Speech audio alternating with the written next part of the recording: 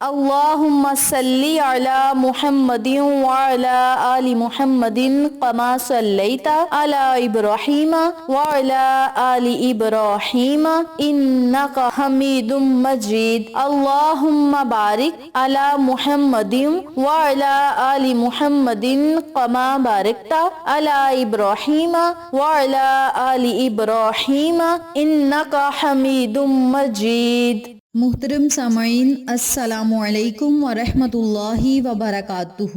میری پیاری بہنوں اور میرے پیارے بھائیوں، آج میں آپ کی خدمت میں رمضان المبارک کا ایک ایسا عمل شیئر کروں گی، ایک ایسا وظیفہ شیئر کروں گی جسے آپ نے رمضان المبارک کے دوسرے عشرے سے پڑھنا شروع کرنا ہے اور تیسرے عشرے میں بھی ان کلمات کو جاری رکھنا ہے۔ ان کلمات کی بدولت اللہ رب العزت آپ کے گناہوں کو معاف کرے گا، آپ کی بخشش اور مغفرت کرے گا اور تمام برائیوں کو نیکیوں میں بدلے گا اور آپ کی زندگی اور آخرت کو خوشحال کرے گا۔ میری پیاری بہنوں اور میرے پیارے بھائیوں، ماہ رمضان المبارک کا مہینہ ہے اور رمضان کے مہینے میں اللہ رب العزت سے اپنے گناہوں سے معافی مانگے، رب کریم سے حاجات کا سوال کرے، پریشانیوں کو ختم کرنے کا سوال کرے اور اپنی برائیوں کو نیکیوں میں بدلنے کا سوال کرے۔ اللہ کریم اس چھوٹے سے عمل کی برکت سے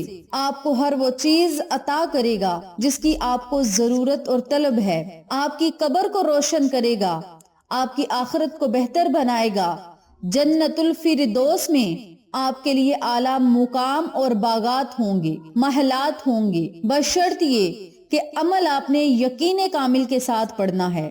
میری پیاری بہنوں اور میرے پیارے بھائیوں، ماہ رمضان المبارک کا بابرکت مہینہ جاری و ساری ہے۔ ماہ رمضان کے مہینے کا سفر جاری و ساری ہے اور اس بابرکت سفر میں جب آپ استغفر اللہ کے سفر کو جاری رکھیں گے تو اللہ رب العزت تمام مشکلات کو آسان کرے گا اور منزلیں خود بخود آپ کو ملتی جائیں گی۔ ایسے لوگ جب کوئی برائی کر بیٹھے یا اپنی جانوں پہ ظلم کر بیٹھے تو اللہ کا ذکر کرتے ہیں، پھر اپنے گناہوں کی معافی مانگتے ہیں، اور اللہ کے سوا گناہوں کی بخشش کون کرتا ہے؟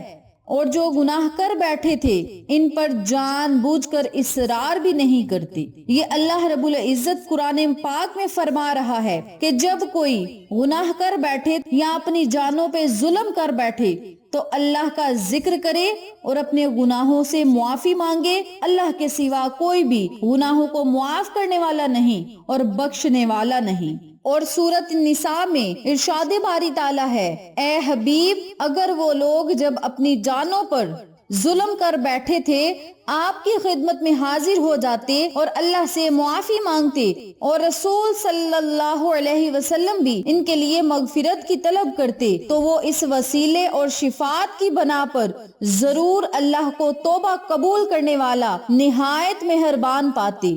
سورۃ ہود میں ارشاد باری تعالیٰ ہے، اے لوگو، تم اپنے رب سے گناہوں کی بخشش مانگو، پھر اس کی جناب صداقت دل سے رجوع کرو، وہ تم پر آسمان سے موسلادھار بارش بھیجے گا اور تمہاری قوت پر قوت بڑھائے گا اور تم مجرم بنتے ہوئے اس سے روگردانی نہ کرنا۔ تو میری پیاری بہنوں اور میرے پیارے بھائیوں، اللہ رب العزت قرآن پاک میں بھی ارشاد فرما رہا ہے کہ اگر تم لوگوں سے کوئی خطا ہو جائے تو اللہ سے توبہ کرو۔ اللہ رب العزت قرآن مجید فرقان حمید میں بھی ارشاد فرما رہا ہے کہ اے لوگو، اگر تم لوگوں سے خطا ہو جائے تو اللہ رب العزت سے معافی طلب کرو، رب کریم سے صداقت دل سے توبہ کرو، اللہ کریم آپ پر موسلادھار بارش ضرور برسائے گا اور رحمتوں نعمتوں سے آپ کو ضرور مستفید فرمائے گا۔ حضرت ابو سعید خدری رضی اللہ تعالی عنہ سے روایت ہے کہ آقا علیہ الصلوۃ والسلام نے فرمایا، بنی اسرائیل میں سے ایک شخص تھا جس نے 99 قتل کیے تھے اور پھر مسئلہ پوچھنے نکلا تھا کہ اس کی توبہ قبول ہو سکتی ہے یا نہیں۔ وہ ایک راہب کے پاس آیا اور اس سے پوچھا، کیا اس گناہ سے توبہ کی کوئی صورت ممکن ہے؟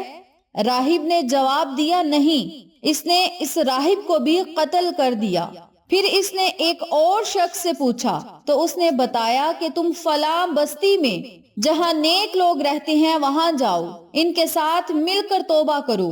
وہ اس بستی کی طرف روانہ ہوا، نصف رستے میں بھی نہیں پہنچا تھا کہ اس کی موت واقع ہو گئی۔ رحمت اور عذاب کے فرشتوں میں جھگڑا ہونے لگا کہ کون اس کی روح لے کر جائے گا۔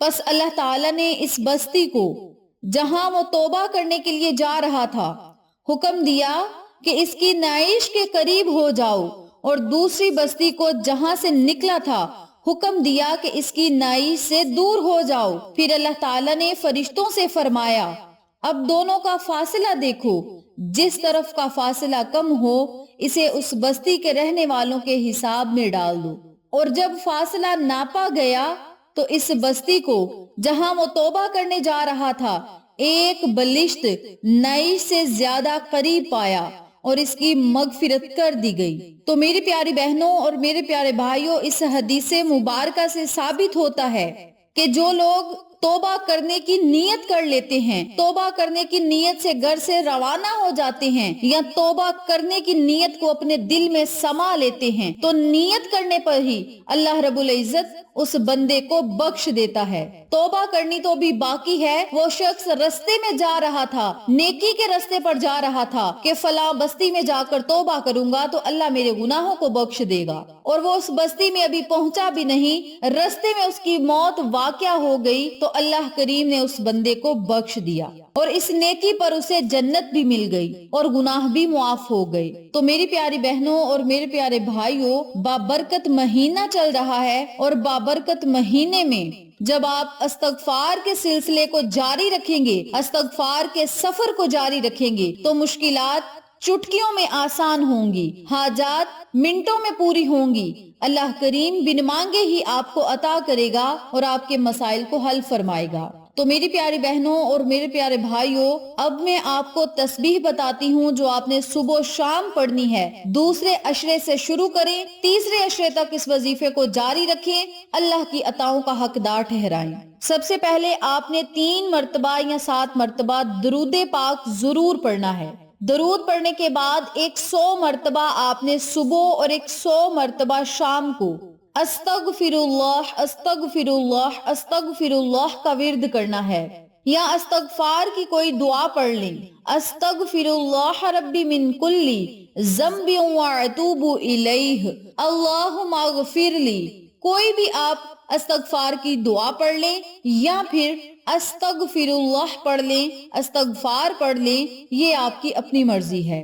100 مرتبہ صبح، 100 مرتبہ شام کو اس تسبیح کو آپ نے پڑھنا ہے۔ اول آخر درود پاک پڑھیں اور اللہ رب العزت سے اپنے گناہوں کی بخشش مانگے، مغفرت مانگے، اللہ سے گناہوں کو معاف کروانے کی نیت کو اپنے دلوں میں پکا کر لیں۔ انشاءاللہ اللہ کریم ہماری توبہ کو ضرور قبول فرمائے گا، ہماری غیبی مدد فرمائے گا، ہمیں بخش دے گا، ہمیں معاف کرے گا۔ یقیناً وہ بہت زیادہ بخشنے والا ہے، آسمانوں سے موسلادھار بارش برسانے والا ہے، اور خوب مال و دولت اور اولاد اور باغات اور نعمتوں سے نوازنے والا ہے۔ تو میری پیاری بہنوں اور میرے پیارے بھائیوں، استغفار کرنے سے آپ کو بہت زیادہ فائدے ہوں گے۔ رزق میں اضافہ، دولت میں اضافہ، رحمتوں کی بارش کا نزول، نورینہ اولاد کے حصول کے لیے، باغات و انہار کی کثرت کے لیے آپ افضل ذکر استغفر اللہ کو ضرور پڑھیں۔ انشاءاللہ ان کلمات کی بدولت اللہ رب العزت ہمیں دنیا اور آخرت کی تمام خوشیاں اور کامیابیاں عطا فرمائے گا۔